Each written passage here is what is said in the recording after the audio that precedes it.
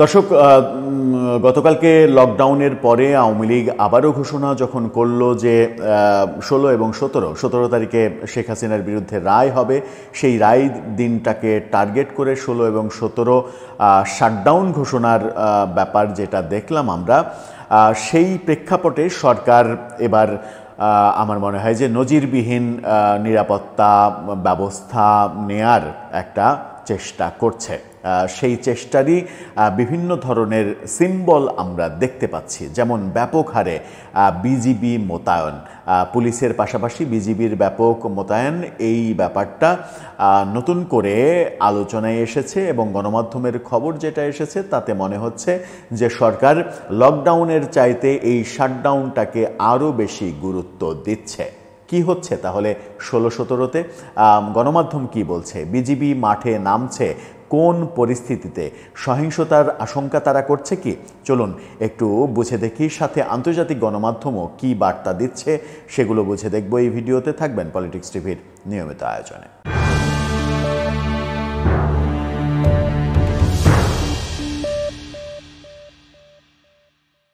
দর্শক, বলছিলাম বিজিবি মোতায়েনের কথা। বিজিবি মোতায়েন করা হচ্ছে এরকম খবর গণমাধ্যমে এসেছে এবং গণমাধ্যমের এই খবরটা একটা ইঙ্গিত দেয় যে শাটডাউনকে কেন্দ্র করে, 16-17 শাটডাউনকে কেন্দ্র করে সরকারের একটা ব্যাপক প্রস্তুতি শুরু হয়ে গেছে, সেটা মাঠ পর্যায়ে। গণমাধ্যম কি বলছে মানবজমিনের শিরোনামটা দেখে নিন। সেখানে বলা হচ্ছে রাজধানী সহ আশেপাশের জেলায় 12 প্লাটুন বিজিবি মোতায়েন অলরেডি করা হয়েছে। সেখানে বলা হচ্ছে সাধারণ মানুষের জানমালের নিরাপত্তা ও দেশের সার্বিক আইনশৃঙ্খলা পরিস্থিতি স্থিতিশীল রাখতে রাজধানী সহ আশেপাশের জেলায় 22 প্লাটুন বর্ডার গার্ড বিজিবি সদস্য মোতায়েন করা হয়েছে। বিজিবির জনসংযোগ কর্মকর্তা শরীফুল ইসলাম বিষয়টি নিশ্চিত করেছেন। শরীফুল ইসলাম বলেছেন, আন্তর্জাতিক অপরাধ ট্রাইব্যুনালে সাবেক প্রধানমন্ত্রী শেখ হাসিনার বিরুদ্ধে চলা এক মামলার রায়ের দিন ধার্যকে ঘিরে গত কয়েকদিনে রাজধানীসহ দেশের বিভিন্ন এলাকায় বেশ কয়েকটি যানবাহনে অগ্নিসংযোগ করা হয়েছে।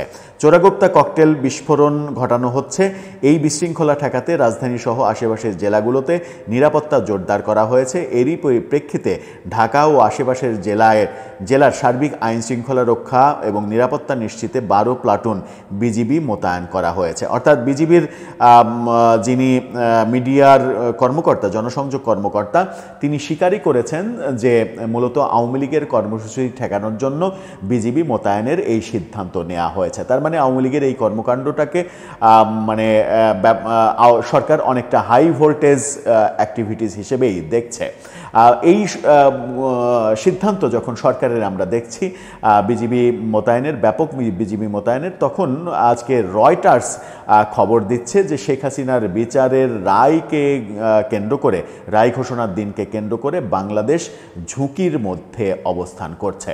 অর্থাৎ এটাকে প্রচণ্ড নিরাপত্তা ঝুঁকি হিসেবে দেখছে রয়টার্সের মতো গণমাধ্যম যখন এরকম অবজারভেশন দেয়, তখন সরকার তো আমার মনে হয় যে বসে থাকার কথা নয়। রয়টার্সের কাছে হয়তো কোনো তথ্য নিশ্চিত করেই আছে, যে কারণে এটাকে ঝুঁকিপূর্ণ তারা ভাবছে।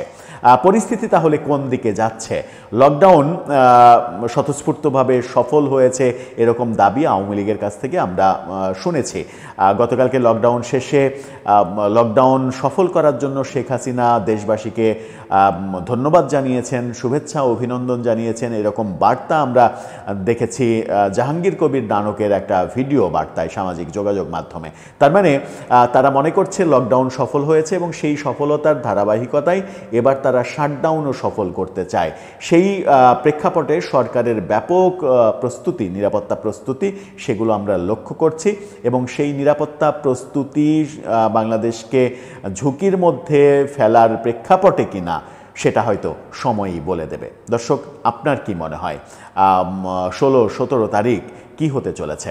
আপনার মতামত জানিয়ে লিখতে পারেন আমাদের কমেন্ট বক্সে।